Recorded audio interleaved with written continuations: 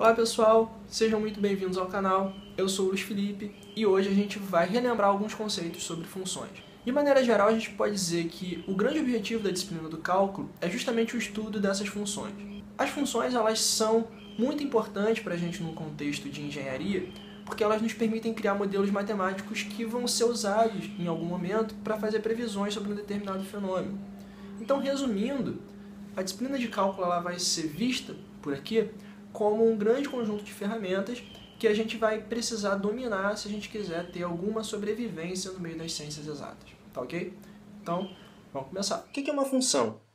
Uma função é uma lei que relaciona um elemento x de um conjunto A com um único elemento f de x de um outro conjunto B.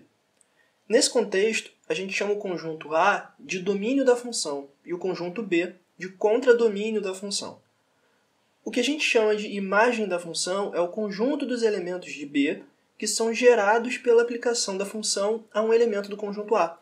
Por exemplo, se eu tenho esse conjunto A aqui, formado pelos elementos x1, x2 e x3, e esse outro conjunto B aqui, formado pelos elementos y1, y2, y3 e z, e eu estabeleço uma lei matemática que relaciona um elemento x de índice i do conjunto A a um elemento y de mesmo índice i do conjunto B, eu vejo que o elemento z do conjunto B fica sobrando, certo? Então, nesse caso, o domínio da função é o conjunto A e o contradomínio da função é o conjunto B, mas a imagem da função é o conjunto C formado pelos elementos y1, y2 e y3 de B. Por isso que a gente costuma dizer que y igual a f de x, porque o elemento y do conjunto imagem foi gerado a partir da aplicação da lei ou da função a um elemento x do domínio. Também é por isso que a gente chama os elementos y igual a f de x de variáveis dependentes e os elementos x de variáveis independentes.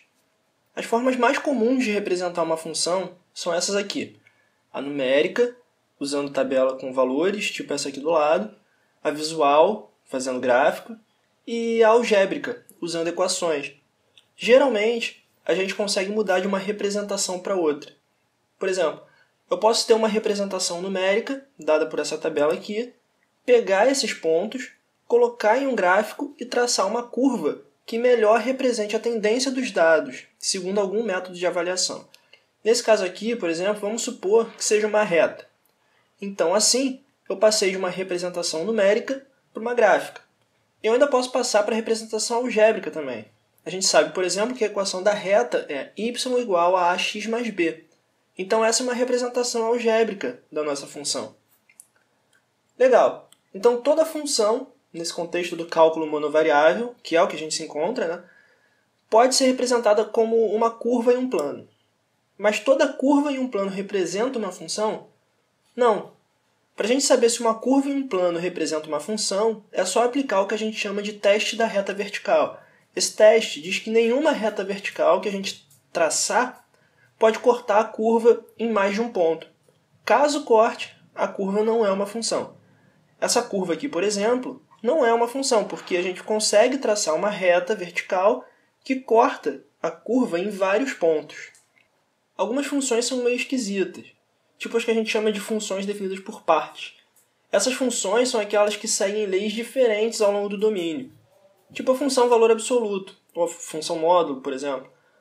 A definição dela diz que se x é maior ou igual a zero, o módulo de x é igual ao próprio x, mas se x é menor que zero, o módulo de x é igual a menos x. No caso dessa função módulo, se a gente fizer o gráfico dela, vai ver uma coisa interessante. Ela é espelhada em relação ao eixo vertical. Isso é o que a gente chama de simetria. A simetria é uma propriedade interessante que a gente vê em algumas funções, como, por exemplo, as funções pares e ímpares.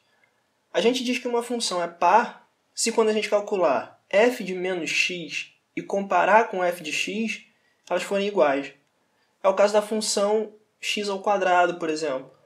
Se a gente calcular essa função usando menos x em vez de x, a gente conclui que f de menos x é igual a menos x ao quadrado que por sua vez é igual a x ao quadrado. Então, nesse caso, f de menos x igual a f de x, e a função é uma função par. O resultado disso é que ela é simétrica em relação ao eixo vertical. Já a função ímpar é aquela para o qual f de menos x igual a menos f de x, tipo a função x ao cubo, por exemplo. A gente pode fazer a mesma coisa que fez para o caso anterior e vai ver que x ao cubo satisfaz a condição de função ímpar. O efeito disso é que a função também é simétrica, mas, no caso da função ímpar, ela é simétrica em relação à origem e não ao eixo y. Uma outra coisa importante da gente relembrar é a definição de função crescente e função decrescente num determinado intervalo. Uma função é crescente no intervalo se para qualquer valor x2 maior que x1 que eu pegar nesse intervalo, o valor da função calculado em x2 vai ser maior que o valor dessa função calculada em x1. Se para qualquer valor x2 maior que x1 que eu escolher no intervalo, f de x2 for menor que f de x1, a minha função é decrescente. Isso é simples de ver no gráfico. No intervalo entre a e b, a gente vê claramente que a função cresce sempre. Então, para qualquer par de valores x1 e x2 que eu escolha, dentro desse intervalo, sempre que x2 for maior que x1, f de x2 vai ser maior que f de x1. O contrário acontece no intervalo entre b e c.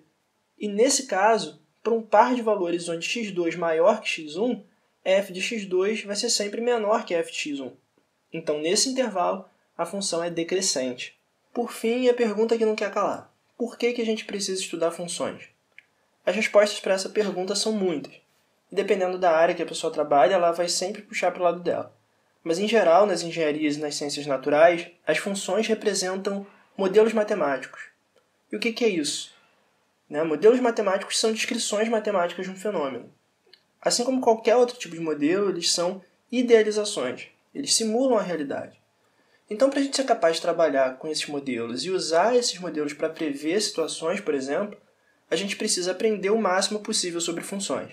Esse é o objetivo principal do estudo do cálculo. Como eu disse, um modelo matemático é representado por uma função e existem muitos tipos diferentes de funções. Um exemplo que aparece com muita frequência e que inclusive já apareceu nesse vídeo é a equação da reta, y igual a x mais b. Na linguagem da modelagem matemática, a gente chama essa representação de modelo linear. Pessoal, outros vários exemplos vocês conseguem nos livros de cálculo, lá tem um monte deles.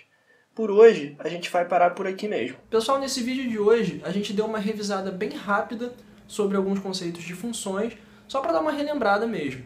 É tudo bem básico, mas sem esses conceitos, algumas coisas que a gente vai ver daqui para frente poderiam ficar sem ser entendidas no meio do caminho. Como a intenção aqui é dar uma revisada geral sobre os principais tópicos dos assuntos, talvez você se sinta mais à vontade dando uma olhadinha em algum exemplo ou outro a mais que tem no livro.